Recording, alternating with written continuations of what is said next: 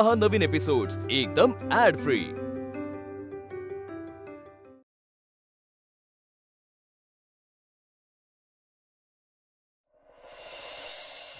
मुक्ता, याआधी तू मला दिलेला शब्द पाळावा लागेल।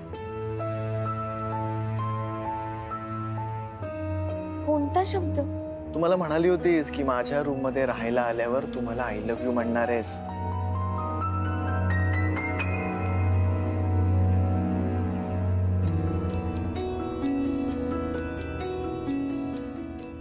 हो, असं कसं म्हणू? दरवाजात कोण ते पाहा ना आधी। मुक्ता, अगं मोठ्याने नाही म्हणायचंय।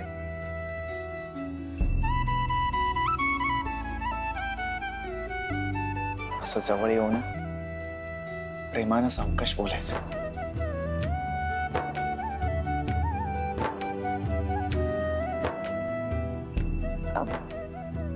थांबा, मीच दार उघडते। मुक्ता, दार मीच उघडणार, तू आधी म्हण ना। हो, माव आवरलं पण नाहीये आणि माय बॅग। मुक्ता, तुझे म्हणणारे ते बॅगेत आहे का? मुक्ता, काही कारण देऊ नकोस। आणि तसंही तुझी बॅग पण आणली नाही मी अजून। म्हण ना प्लीज।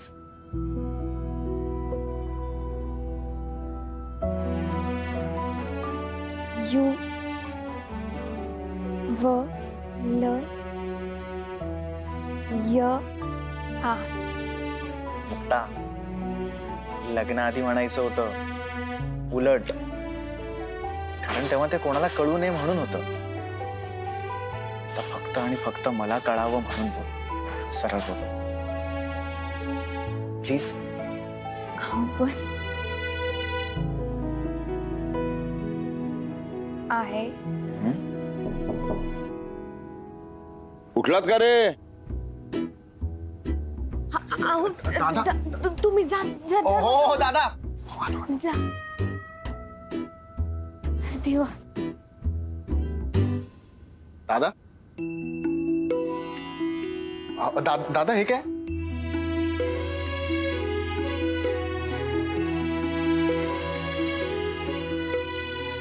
द्या, मी घेतो। नाही नाही नाही, तुमच्या आनंदामध्ये भर घालण्यासाठी छानपैकी नाश्ता, थालीपीठ, चहा घेऊन आलोय। आणि हे मुक्ता, काढा पण आणलाय। हा काढा घे, म्हणजे जखमा बऱ्या व्हायला मदत होईल। हो, पण तुम्ही कशाला आणलं? आम्ही आलो असतो ना। का बाप आपल्या लेकरांसाठी काही करू शकत नाही का? का प्रत्येक वेळेला लेकरांनीच बापासाठी करायचं असा काही नियम आहे का? नाही ना।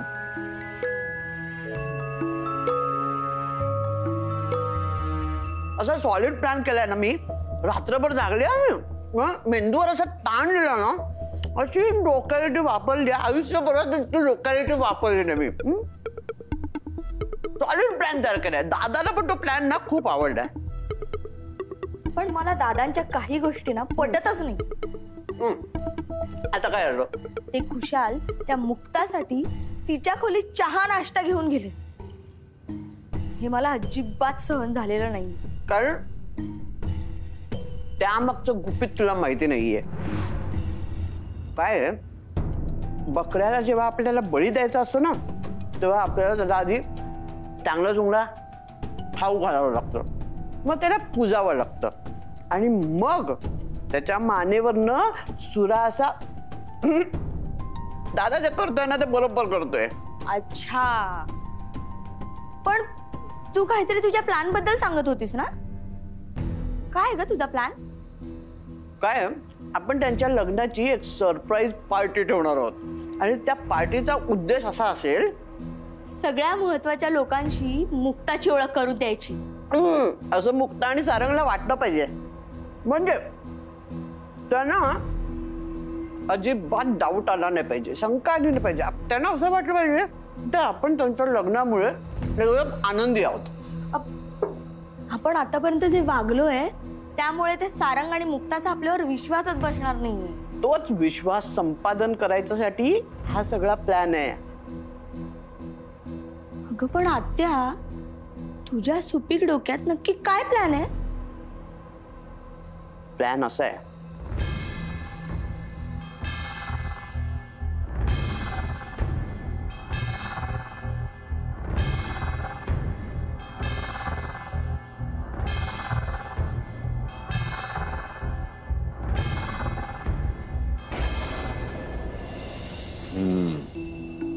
बरा होता. बरं दोघांनी तर चहा पिऊन घ्या, खाऊन घ्या थालीपीठ, हा, आणि मग या बाहेर. तुमच्यासाठी काही खास वस्तू आणलेली आहे, दाखवायची. काय दादा? अरे हो हो, सब्र का फल मीठा होता है. येऊन तर बघा, काहीतरी आणलंय तुमच्यासाठी. आणि मुक्ता, आता तू तुझे आउट हाऊस मधले सगळे तुझं कपडे सामान सगळं इथे घेऊन ये. आजपासून तू तुझ्या हक्काच्या घरामध्ये इथे राहायचं आहेस.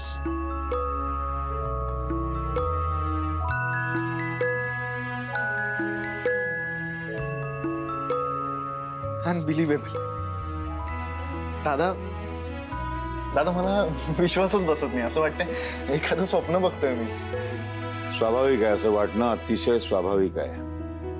आणि एवढ्या प्रखर विरोधानंतर माझ्यामध्ये असा अचानक झालेला बदल एवढ्या पटकन स्वीकारणं फार अवघड आहे. मी समजू शकतो, पण मुक्तामुळं मी आज जिवंत आहे. हा पुनर्जन्म केवळ तिच्यामुळं मिळालेला आहे. त्याने एवढं तर केलंच पाहिजे. बरं मुक्ता, आम्ही सगळेजण असलो तरी स्वतःची काळजी घ्यायची, हलगर्जीपणा करायचा नाही.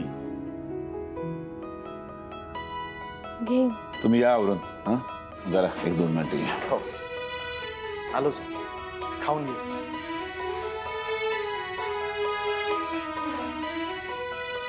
काय दादा?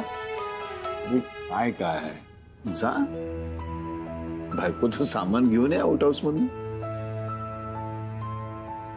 दादा दादा तुम्ही बोला. जा, वेळ घालवू नकोस. पळ.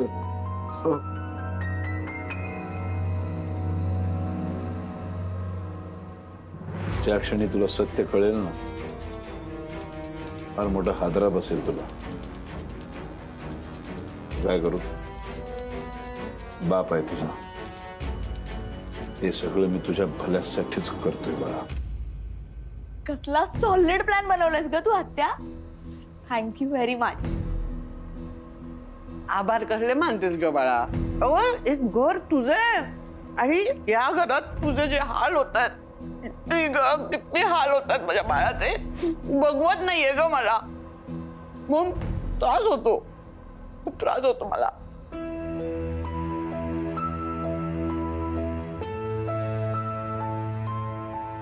असू दे असू दे. अण्णा, छोटे मालक, आई, आजपासून मुक्ता माझ्यासोबत माझ्या रूम मध्ये राहणार आहे. तिच्या बॅग्स घ्यायला आलोय मी. आता कसलंच टेन्शन घेऊ नका तुम्ही. मालक, डोक्यावरचा सगळा ताण हलका झाला आमच्या. अण्णा, अहो तुम्ही असे हात जोडत नका जाऊ. खरं तर मीच हात जोडून तुमच्या सगळ्यांची माफी मागायला पाहिजे. माझ्यामुळे तिला, तुम्हाला सगळ्यांनाच खूप त्रास झालाय. पण तुम्ही अनबिलिव्हेबल माणसं. ते सगळं होऊन सुद्धा तुम्ही कधीच तक्रार केली नाही. हाव, असं नका बोलू. तुमचं तिच्यावर लय प्रेम आहे, माहिती आहे आम्हाला. बरं बरं, माझी एक इच्छा आहे की तुम्ही सर्वांनी आता असं घराच्या बाहेर न राहता घरात पाहुण्यांच्या खोलीत राहा. नाही नाही मालक, नाही नाही. मोठ्या मालकांनी माझ्या लेकीला त्यांच्या मनात घरात जागा दिली ना, हेच आमच्यासाठी खूप आहे. अहो, मी ह्या गाजा एवढा असल्यापासून तुमच्या या घरात संबळ वाजवा येतोय. मी इथंच राहायचो तेव्हापासून. मला त्यात काही चुकीचं वाटत नाहीये. ना, त्यापेक्षा नोकऱ्यांची आशा केली घरात मांडून घ्या ना. म्हणजे अन्न पण खुश आणि त्यांना असं वाटेल की आपण सगळे भारत राहतोय. आणि दाजी पण खुश, म्हणजे त्यांना असं वाटेल की आपण सगळे घरातच राहतोय. गजा गजा, मस्त डोकं लावलंस यार. एकदम भारी आयडिया आहे. आवडली ना माझी आयडिया? अरे खूप आवडली. मी असंच भारी डोकं लावत असतो. पण बाकीचे बोलतात की मी काय पण बोलतो. अरे गजा, तू काही नाही बोलत. खूप खरं आणि स्वच्छ मनानं बोलतोस. तुझ्यासारखं सगळ्यांना जमलं असतं ना तरी सगळ्यात राग द्वेष शिल्लकच राहिला नसता. हे मुक्ताताईची बॅग आणि देवीची मूर्ती. मुक्ताची बॅग मी घेतो, पण त्याचं काय आहे, मी अजून आंघोळ केली नाहीये त्यामुळे मूर्ती नाही घेत. मी काय म्हणते, म्हणजे मी येऊ का तिला पाहायला? नको नको, मग तिला आराम करू दे. अण्णा, त्यांची इच्छा असेल तर त्यांना येऊ दे ना. अहो छोट्या मालक, आहो तिला अशा मोठ्या घरची सवय नाही, तिला बिथरून जाते लगेच. अण्णा, अहो मी आहे ना, मी घेईन सांभाळ. आणि तसंही त्यांचं सगळं आवरून झालंच आहे, तर देवी आईची मूर्ती त्या सोबत घेऊ शकतात. हाव, एकदा पाहू द्याव तिला. काळजीनं जीव नुसता उधळलाय हो. एकदा भेटले ना तर बरं वाटत ना. ठीक आहे, जा.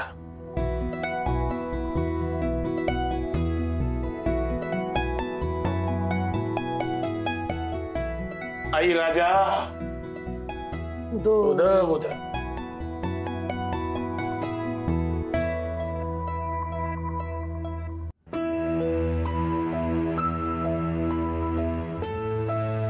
या, अहो या.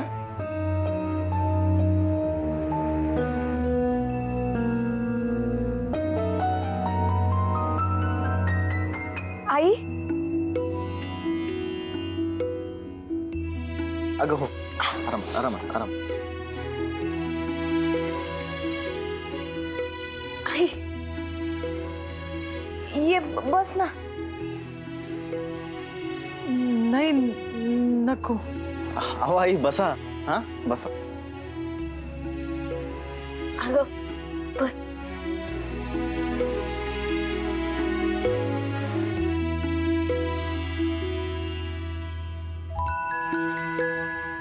मुक्ता, बरं आहे ना तुला? आई, बरं झालं तू आली. तू आज नसती आली ना भेटायला तर मीच येणार होते तुला भेटायला. अगं हो हो हो, रिलॅक्स. आल्यात ना त्या. मुक्ता, पोरगी माहेर सोडून सासरी गेल्यावर हाय लेकीतलं प्रेम लईच वाढतं. कारण ना त्या परत परत भेटणार नसत्या. उमरा वलांडला ना की भेटीतलं अंतर वाढतच बघ. अगं असं नको बोलू, मला भेटीत जा. असं अंतर नको कमी होऊन देऊ. कशाला पाहिजेत भेटी? मग मी तुझं डोकं खाणार, छोट्या छोट्या गोष्टीवरून तुला वरडणार, तुला फटकं देणार. आई, रोज भेटणार असशील ना तर रोज फटकं खायला तयार आहे.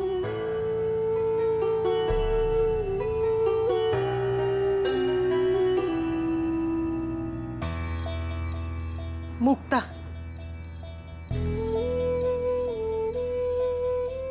ही बघ तू ही देवी आई तुझ्याकडे जाशील ना तिकडं तू ह्या सोबत असत. तू ही काळजी घे. बरं वाटतंय ना तुला? तू आली आणि मावत निम्म दुखणं कमी झालं बघ.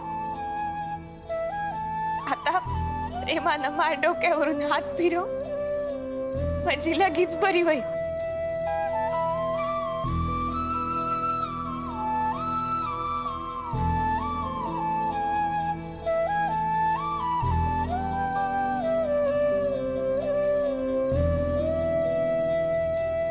आई,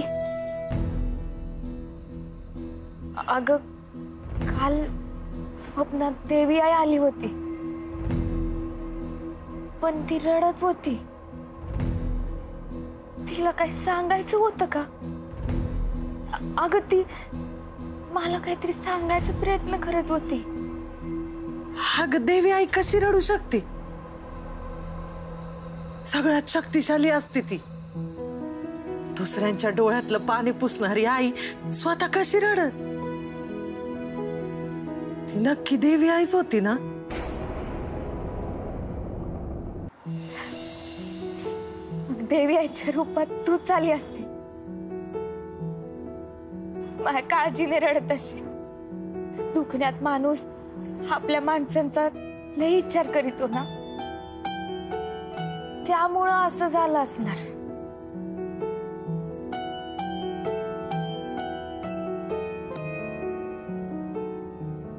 मुक्ते, ही देवी आई सगळं नीट करील बघ. जावई बापू घ्या. आई अहो ते अजून आम्ही दोघांनी आंघोळ नाही की. अहो देवी आईला सगळी लेकरं सारखी असतात बघा.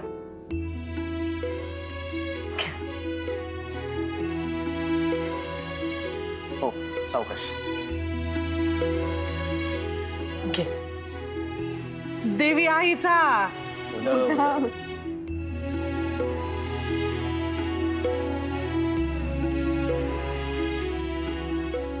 अरे मुक्ता, आता लवकर बरी हो, म्हणजे तू बरी झालीस ना की जोरानं 2 फटकं देईन. अरे येऊ मी जास्त वेळ थांबणं बरं दिसत नाही ना.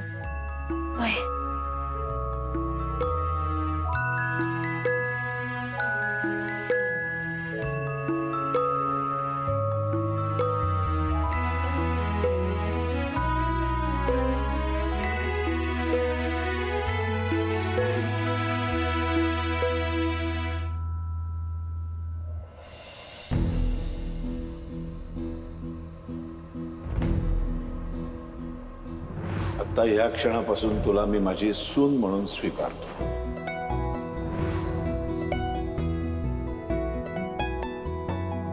खरं तर तुझी माफी मागायची मला लाज वाटते.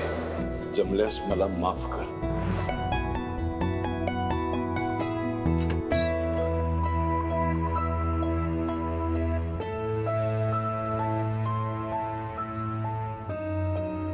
तुम्ही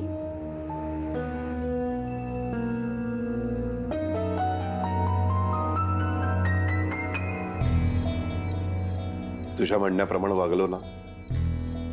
तुझी इच्छा होती मी मुक्ताचा सून म्हणून स्वीकार करावा, केला की नाही?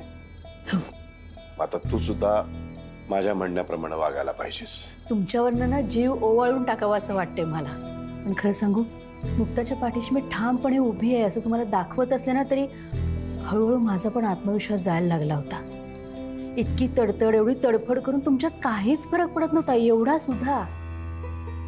आणि मुक्ताचा तुम्ही सून म्हणून स्वीकार करणार नसाल तर एवढी भांडणं, एवढी तंटे करून त्याला काहीच अर्थ नव्हता. एकाच घरामध्ये राहून दुसऱ्या व्यक्तीबद्दल इतका पराकुटीचा राग ठेवून माणसं एकत्र नाही राहू शकत. पण आता मी बदललोय की नाही?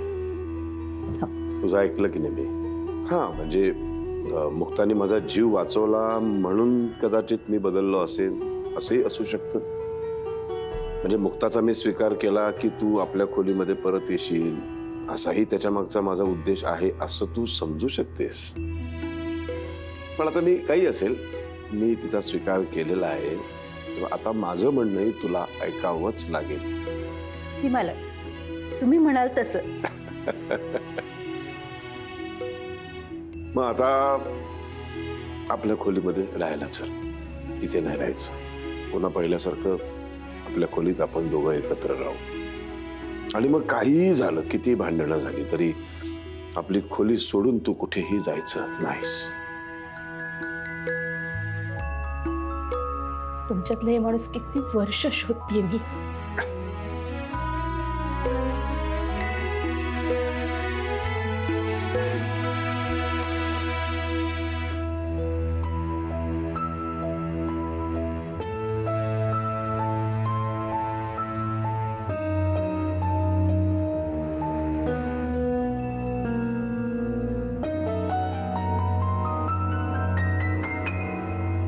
आई, त्या फटाक्या माग दत्ता मामाचा काहीतरी मोठा डाव होता. मला माहित नाही काय, पण तू पाहतीये, तुझ्या आशीर्वादामुळे या घरात सगळं चांगलं घडतंय. पण तुला ना त्या वाईट ताकदीकडे लक्ष ठेवावं लागलं. मला माहित आहे तू लक्ष असणारच आहे. आज ह्या घराचं जे चित्र बदललंय त्याचा जेवढा मला आनंद आहे तेवढाच तुलाही असणार आहे. हा आनंद हा असाच राहावा अशी पहिली मनापासून इच्छा आहे.